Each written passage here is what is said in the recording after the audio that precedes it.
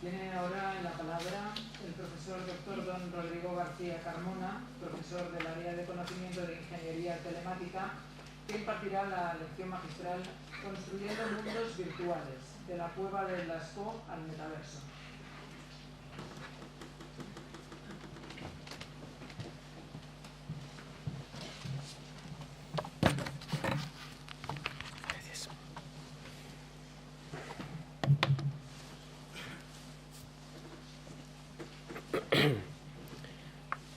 Excelentísima señora rectora, excelentísimos e ilustrísimas autoridades académicas de la Universidad CEU San Pablo, ilustrísimo señor director de la Escuela Politécnica Superior, señoras y señores. Antes de empezar, quería agradecer a la dirección de esta escuela la confianza que han depositado en mi persona, proponiéndome llevar a cabo la lección magistral en el Día de San José, patrón de nuestra escuela. Es para mí un gran honor, una enorme alegría y una responsabilidad a cuya altura espero estar. Muchísimas gracias. La mayoría de nosotros hemos tenido el placer de admirar pinturas rupestres, ya sea a través de fotos o, si hemos sido especialmente afortunados, en una cueva, claramente iluminadas para nuestro disfrute. Pero, como estudios recientes nos enseñan, esta no es la forma ideal de contemplar estas obras de arte. Nuestros antepasados, en contra de la concepción popular, no vivían en las cavernas. Estos eran lugares fríos, de difícil acceso y una oscuridad total, reservados para ocasiones especiales. ¿Qué podría motivar a estas personas a buscar lugares recónditos en las entrañas de la tierra, internarse en ellos y afanarse en decorar sus paredes? ¿Por qué no limitarse a pintar rocas que pudieran llevarse consigo? ¿Por qué cargar con antorchas y materiales de dibujo a un mundo de sombras? En 1993, Edward Wachtel visitó varias cuevas célebres por sus pinturas rupestres en el sur de Francia y en el norte de España, entre ellas la famosa Lascaux. Lo que halló en ellas le dejó profundamente intrigado. Las pinturas estaban cubiertas de líneas verticales, cuidadosamente trazadas a intervalos regulares, y había numerosos ejemplos de superposición, animales con extremidades adicionales o incluso un toro pintado directamente encima de un ciervo. Un análisis cuidadoso le confirmó que esto no se debía a la falta de espacio ni a un artista imponiendo su obra sobre otro. Debía de haber otra explicación. No fue hasta que visitó la cueva de la Mut que se dio cuenta del porqué de todo esto. Dicha cueva, a diferencia de las demás, no estaba bien mantenida y carecía de iluminación propia, por lo que se adentró en ella acompañado de un granjero local que iluminó el espacio con un candil. La titilante llama reveló lo que había estado oculto a los ojos de los arqueólogos, que con sus luces eléctricas habían examinado el espacio anteriormente. En palabras del propio Wachtel: al mover la luz, vimos los colores y las formas transformarse. Al desplazar la lámpara a la izquierda, los negros se difuminaron, los marrones se tornaron rojos y el rojo se intensificó. Al moverla a la derecha, ocurrió lo contrario. Las formas grabadas se animaron. La cabeza de una criatura se alzó para luego desaparecer al verse sustituida por otra. Las líneas ya no eran un confuso patrón bidimensional, sino un bosque del que surgían animales. La luz del fuego había revelado los secretos de las pinturas. La combinación del parpadeo de las antorchas, la única fuente de luz disponible en el Paleolítico, y el movimiento del propio espectador conformaban las piezas perdidas de un arte centrado en uno de los aspectos fundamentales de la percepción visual, la persistencia de la imagen en la retina. Las cavernas eran espacios en los que el ser humano primitivo se internaba para visitar otro mundo, uno creado por la imaginación y el ingenio de nuestra especie. Hace más de 30.000 años, antes de la escritura, antes de la agricultura, el ser humano ya soñaba con crear mundos virtuales, un deseo que ha continuado hasta nuestros días, espoleado por los avances tecnológicos que, por fin, han hecho posible lo que estos seres humanos del amanecer de los tiempos soñaron. Desde aquellas eras prehistóricas ha habido varios intentos de construir entornos virtuales que hagan al espectador sentirse transportado a otro lugar. Un ejemplo son, como pueden ver en las imágenes, los panoramas, pinturas inmersivas dispuestas en las paredes de grandes salas circulares o esféricas. El objetivo de los panoramas era ofrecer una suerte de turismo virtual al espectador, permitiéndole viajar a lugares lejanos y exóticos. Desarrolladas desde finales del siglo XVIII, estas obras, a pesar de no ser muy diferentes a las cuevas del arte rupestre, eran en esencia más limitadas, pues representaban imágenes puramente estáticas. No fue hasta el año 1955 en el que Morton Heilig, pionero de lo que hoy conocemos como multimedia, avanzó el paradigma existente. Heilig propuso el desarrollo de un teatro de experiencias que estimulara todos los sentidos del espectador. Una idea que acabó materializando en el sensorama, un novedoso invento que utilizaba numerosos avances tecnológicos a su alcance. Este aparato, puramente mecánico, ofrecía visión y sonido estereoscópicos, grabados previamente con cámaras y micrófonos, y disponía de ventiladores e incluso de emisores de olor. Simulaba 5 experiencias distintas, siendo la más famosa un paseo en motocicleta a través de las calles de Nueva York, en la que los espectadores disfrutaban de una verdadera percepción de profundidad y sentían en sus propias carnes el viento y los olores de la ciudad, cuidadosamente sincronizados para que se sucedieran a la vez que las imágenes y sonidos reproducidos. Con todo, los entornos proporcionados por el sensorama tenían una gran limitación. El dispositivo solo podía reproducir vídeos, sonidos y otros estímulos previamente grabados a partir del mundo real. Se había logrado la inmersión, pero no una auténtica interactividad, pues el espectador carecía de la capacidad de relacionarse con el entorno de forma directa. El conductor de la motocicleta virtual, por decirlo de alguna forma, en realidad no podía conducirla. Haley fue humilde con su propia creación y, tras recibir muchos años después el apelativo de padre de la realidad virtual, llegaría a afirmar lo siguiente: cuando algo nuevo aparece, todos, como niños que descubren el mundo, piensan que ellos lo han inventado. Pero si rascas un poco, te das cuenta de que un hombre en las cavernas pintando una pared está, en cierta forma, creando una realidad virtual. Esta es una reflexión profundamente sagaz, si se considera que, curiosamente, fue anterior a la publicación por parte de Wachtell de sus hallazgos relativos a las pinturas rupestres. Paralelamente a las propuestas de Haley, vio la luz un invento que lo cambiaría todo: el ordenador. Desde su mismo origen se comenzó a investigar en las imágenes generadas por computadora, CGI por sus siglas en inglés, también llamadas imágenes sintéticas, un término que generalmente se refiere a modelos tridimensionales. En el año 1961 se creó, usando el BESC, el primer ordenador sueco, la primera animación generada por computadora, que pueden ver en las pantallas. Se trataba de un vídeo de 49 segundos de duración, que ofrecía la perspectiva de un coche desplazándose por una autopista cuya construcción aún estaba siendo planeada y que conectaría a Estocolmo con Nacka. El ordenador, que disponía de tan solo 2,5 kilobytes de memoria, calculaba la proyección de los vectores tridimensionales que representaban la autopista sobre un plano. Después, el conjunto de vectores bidimensionales resultantes era reproducido por un osciloscopio. Llegados a este punto, es el momento de explicar que en el campo de la imagen sintética se distinguen dos vertientes que, aunque tienen muchos elementos en común, persiguen objetivos radicalmente distintos, lo que determina enormemente las técnicas y algoritmos empleados. Por una parte, tenemos las imágenes prerenderizadas. Se trata de entornos tridimensionales cuya generación, debido a su nivel de detalle y realismo, siempre estamos hablando relativos al nivel tecnológico del momento, conlleva una carga de computación muy grande. Por ello, la creación de tan solo una de estas imágenes puede requerir de mucho tiempo, hoy en día horas y en sus inicios días o incluso semanas. La animación de la autopista generada por el BESC es un ejemplo de esta técnica, como lo son todas las animaciones de los primeros años. La otra vertiente son las imágenes renderizadas en tiempo real. En este caso, el ordenador debe producir tantas imágenes por segundo como sea necesario para, aprovechándose de la persistencia de la visión, de la que ya hablábamos antes, hacer creer al ojo humano que se encuentra ante una escena en movimiento en lugar de una sucesión de imágenes independientes. Los requisitos para conseguir este efecto vienen determinados por la ley de Fegui-Porter, que determina que la frecuencia de refresco o actualización de las imágenes aumenta en proporción al logaritmo de la intensidad de la luz ambiente. De esta forma, en entornos particularmente oscuros, son necesarias frecuencias de refresco sustancialmente más bajas que en lugares bien iluminados, siendo suficiente con tan solo 4 imágenes por segundo en los casos más extremos. Esto es lo que hacía posible que el simple parpadeo de la luz de una antorcha pudiera dotar de vida a las escenas de caza del arte rupestre. Por fin entendemos por qué nuestros ancestros descendían a aquellos lugares oscuros. Lo que hacían era buscar un lugar idóneo para obrar su magia. En entornos como una sala de cine, 24 imágenes por segundo son suficientes, y por ello las películas se graban a esta frecuencia. Para las imágenes por ordenador se considera que 30 imágenes por segundo son lo mínimo para conseguir una verdadera fluidez y 60 imágenes por segundo lo deseable.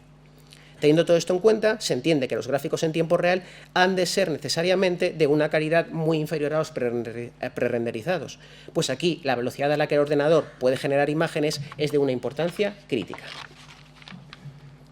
Las imágenes renderizadas en tiempo real fueron empleadas por primera vez en el Sketchpad, una aplicación que permitía al usuario, mediante un lápiz óptico, manipular formas geométricas. Obra de Ivan Sutherland en 1963 y desarrollada en el Lincoln Laboratory del MIT, la tesis doctoral asociada a este trabajo es una de las más importantes en la historia de la informática, pues sienta las bases de lo que serían los modos de interacción con ordenadores que usamos hoy en día.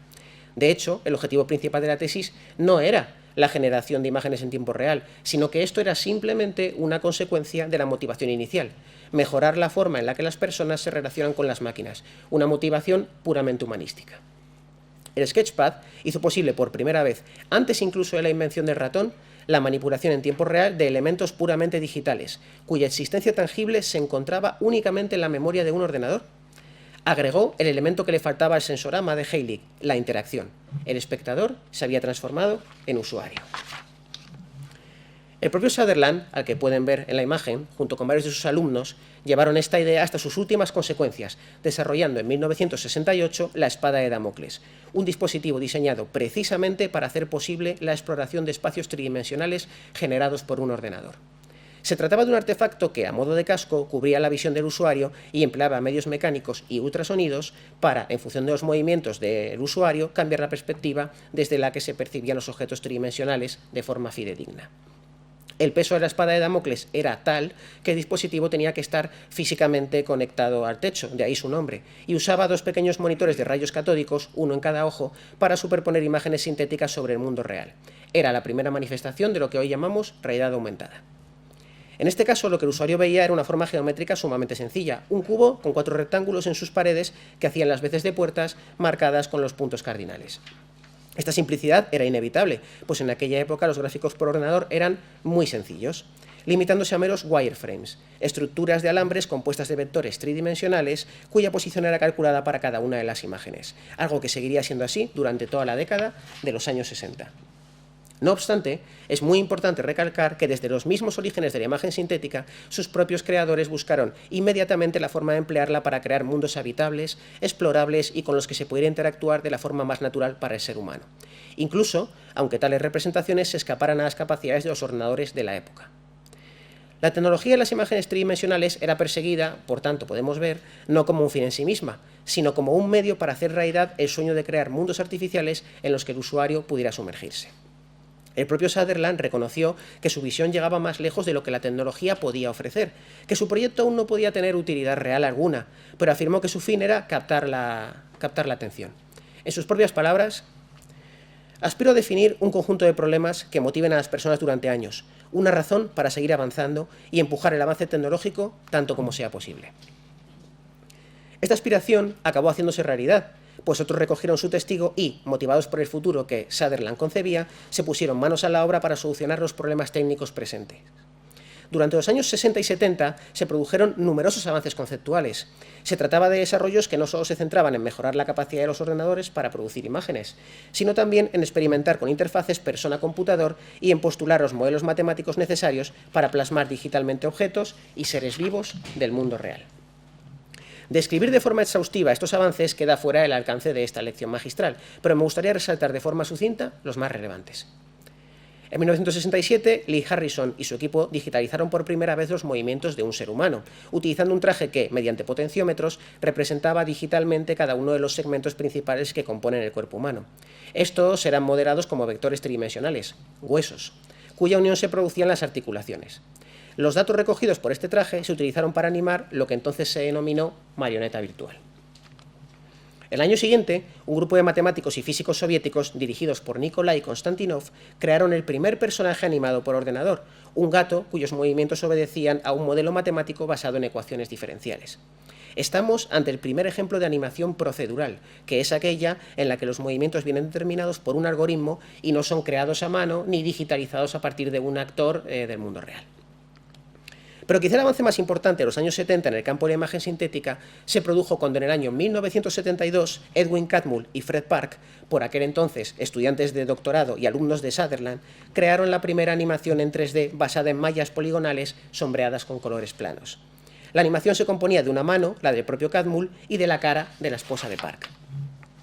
Este modo de crear imágenes por ordenador, que consiste en representar una superficie mediante una colección de polígonos, generalmente triángulos, conectados por sus lados y aristas, para luego colorear dichos polígonos, se convirtió en un estándar que, a pesar de las muchas evoluciones experimentadas desde aquella época, se sigue utilizando hoy en día. Además, la creación de Catmull y Park tiene una enorme relevancia histórica por otras dos razones. En primer lugar, fue la primera animación tridimensional creada utilizando un proceso de interpolación matemática. En segundo lugar, fue el primer vídeo en 3D generado por ordenador en aparecer en una película, pues fue empleado en una escena de la película Future World, estrenada en 1976, y secuela de Westworld, que a su vez fue la primera película en usar efectos digitales. 2 años después de aquella primera animación, en 1974, Catmull ideó otro avance fundamental, el mapeo de texturas. Una textura es una imagen bidimensional que se proyecta sobre la cara exterior de una superficie tridimensional compuesta de polígonos, envolviéndola como si fuera un regalo. De esta forma, la superficie ya no está limitada a un único color, sino que sobre ella puede representarse imágenes arbitrarias y, gracias a ellas, reducir la complejidad geométrica necesaria para representar objetos complejos y de gran detalle. Además, las texturas y propiedades que se pueden codificar sobre ellas acabaron siendo fundamentales para una de las técnicas más importantes en la creación de imágenes por ordenador, la iluminación. Mientras matemáticos, físicos, científicos e ingenieros llevaban a cabo estos desarrollos, la inexorable ley de Moore, que postulaba que el número de transistores en un microprocesador se duplicaría cada 2 años, seguía su curso, aumentando la potencia de cálculo de la que los ordenadores eran capaces. Catmull, consciente de esta progresión, se limitó a hacer algo que, a pesar de su sencillez, en muchas ocasiones resulta particularmente difícil para la mente humana: extrapolar. Creo que en este punto es importante profundizar un poco más en la vida y orígenes de Edwin Catmull. Enamorado del cine de animación de Disney e inspirado por películas como Peter Pan y Pinocho, Catmull siempre albergó el sueño de convertirse en animador. Sin embargo, también sentía una afinidad muy fuerte por las matemáticas y por la física, por lo que decidió graduarse en la universidad como físico e informático. Aunque inició su carrera científica investigando en el ámbito de los lenguajes de programación, un encuentro fortuito con Sutherland en la Universidad de Utah y su Sketchpad le produjeron un profundo impacto. Se convirtió en alumno de este y decidió dedicar su vida a perseguir un sueño que aunaba su amor por la animación y por la computación: crear películas realistas usando únicamente medios digitales. Catmull sabía que, tarde o temprano, las capacidades de los ordenadores estarían a la altura de su sueño y vislumbró, antes que la mayoría, un futuro de imágenes sintéticas fotorrealistas. Espoleado por este sueño, Catmull trabajó, como ya hemos visto, en los conceptos matemáticos necesarios para un renderizado lo más eficiente posible de imágenes tridimensionales. Pero, lejos de limitarse al plano técnico, puso todos los medios de los que disponía a servicio de su gran idea. Así, tras terminar su doctorado, intentó convencer a varios estudios de cine para que le ayudaran a hacer realidad su visión.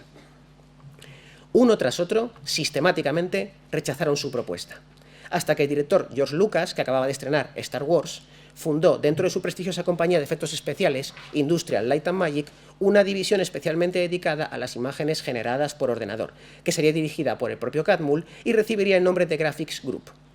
A pesar del trabajo realizado por este equipo, la tecnología de la época solo permitía la creación de fragmentos de animación muy cortos y desarrollados a un coste comparativamente alto respecto a los efectos especiales tradicionales.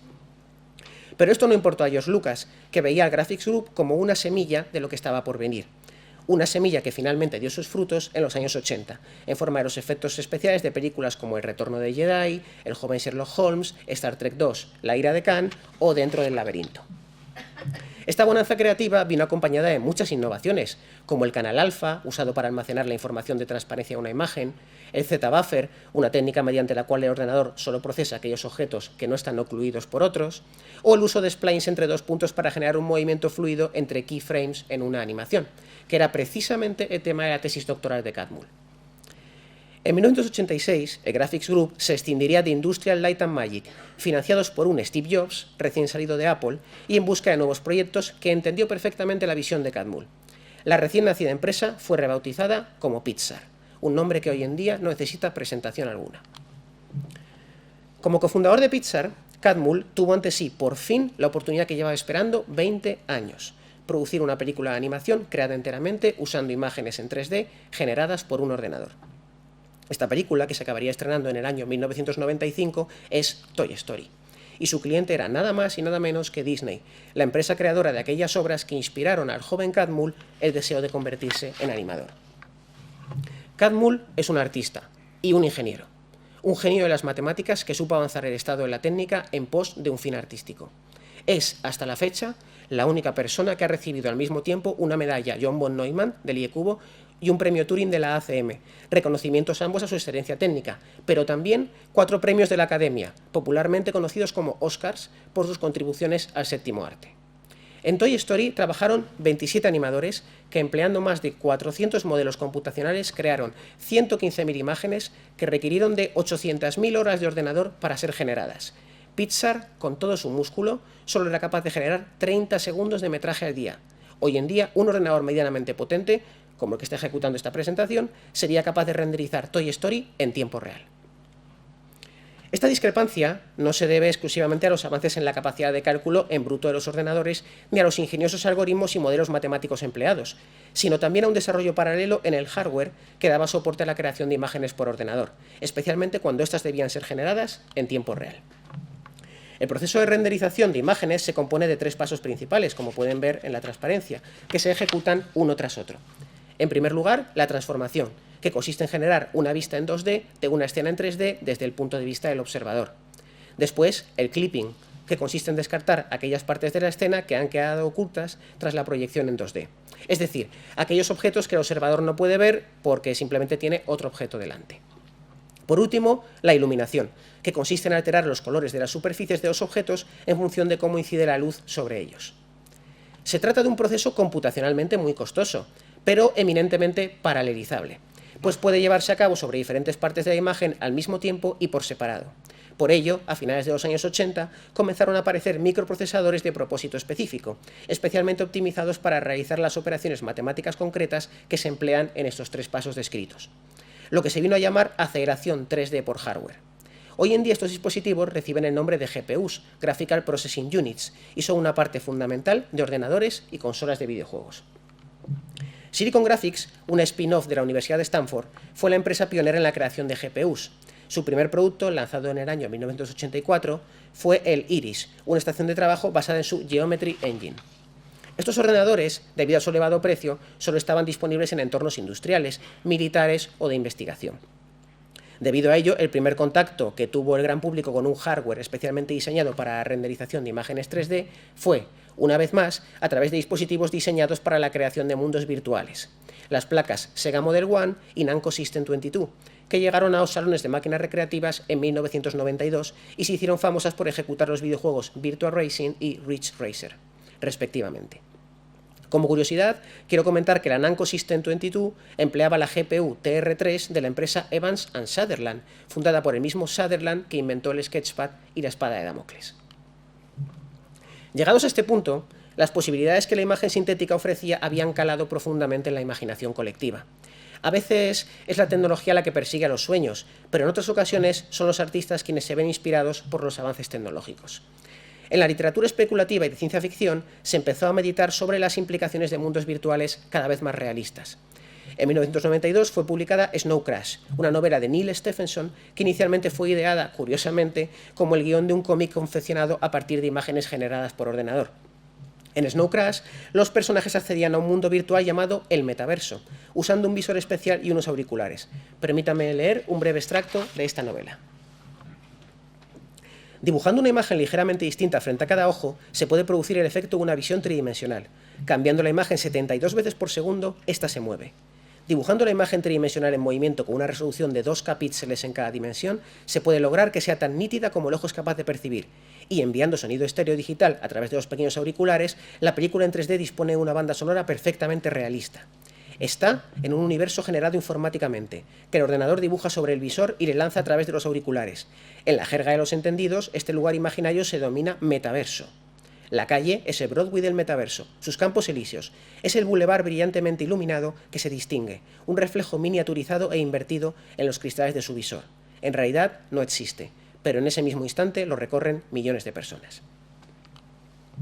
Este fragmento es asombrosamente similar a la descripción de las características técnicas que podríamos dar de un dispositivo de realidad virtual como los disponibles hoy en día, hasta tal punto que los detalles técnicos concretos son muy parecidos. En 2016, casi 25 años después de la publicación de esta novela, la tecnología había vuelto a alcanzar a la imaginación humana y Oculus puso a la venta el Oculus Rift V1, el primer dispositivo de realidad virtual auténtica disponible para el gran público. Innumerables avances, pequeños pero constantes, demasiados para nombrarlos aquí, en los campos de la captura de movimiento, los algoritmos de generación de imágenes sintéticas, las interfaces persona-computador y de miniaturización de componentes electrónicos lo habían hecho posible. Llegados a este punto, la capacidad para sumergirse en primera persona en un mundo concebido por la imaginación humana y construido mediante herramientas informáticas ya estaba al alcance de todo el mundo. Es, por tanto, natural que se haya empezado a utilizar la palabra metaverso anteriormente confinada a la novela Snow Crash. No obstante, como todo término de uso reciente, muchas veces no es empleado correctamente, y su significado exacto puede ser confuso, algo de lo que actores interesados incluso llegan a aprovecharse para crear el tan deseado hype. Por tanto, hablemos con propiedad, esforzándonos por aclarar lo que significa el término metaverso antes de que la palabra acabe perdiendo su significado por culpa de un uso erróneo. El metaverso es un entorno digital simulado y persistente que el usuario habita en primera persona de forma inmersiva. Es un espacio conectado y común a todos sus usuarios, pudiéndose por tanto experimentar de forma colectiva. Varias aplicaciones y experiencias pueden formar parte del metaverso, igual que nuestro mundo real acoge espacios diferentes, siempre y cuando estos cumplan con las características que he nombrado antes. No obstante, no es necesario que un objeto del metaverso sea la representación virtual de una contrapartida real, aunque podría perfectamente serlo. Este es el ámbito de los gemelos digitales, un concepto que, si bien es adyacente de los mundos virtuales, no es sinónimo. Así, una aplicación con la que se interactúa a través de una pantalla de ordenador o de un teléfono móvil no formaría parte, estrictamente hablando, del metaverso, pues el modo de interacción ya no es del propio cuerpo. Tampoco podría considerarse parte del metaverso una aplicación offline o monousuario, ni un entorno cuyos elementos desaparecen al desconectarse el usuario, por poner solo algunos ejemplos. El metaverso es, en otras palabras, una Internet encarnada, un universo virtual multiusuario experimentado a través de la realidad virtual o aumentada. Para finalizar esta lección magistral me gustaría reproducirles un vídeo creado recientemente, en diciembre de 2021, que se ejecuta en tiempo real sobre las consolas de videojuegos actuales. El objeto del vídeo es promocionar el motor gráfico Unreal Engine 5, y para ello recrea escenas de la película The Matrix, estrenada en 1999, pero usando enteramente imágenes generadas por ordenador en lugar de actores y entornos reales. El vídeo es prácticamente indistinguible del metraje original, y en él aparecen modelos tridimensionales de actores completamente generados por ordenador, que, quiero insistir, están siendo renderizados en tiempo real, y por tanto son interactivos. Hi, I'm Keanu Reeves. Over 20 years ago, I first played the character Thomas Anderson in the Matrix trilogy. Those films pioneered digital cinema with shots like bullet time. Back then, we talked a lot about where the digital age might take cinema and narrative. In an industry where actors have tried to remain perpetually young, we wondered about digital faces that could become immortal. Hi, I'm Carrie-Anne Moss, and I played Trinity in the Matrix films. 20 years ago, we asked ourselves how long it would be before faces and bodies could be changed as easily as we change clothes. We wondered, what would identity mean in a completely digital world? And what would reality mean when a world we can build feels as real as our own?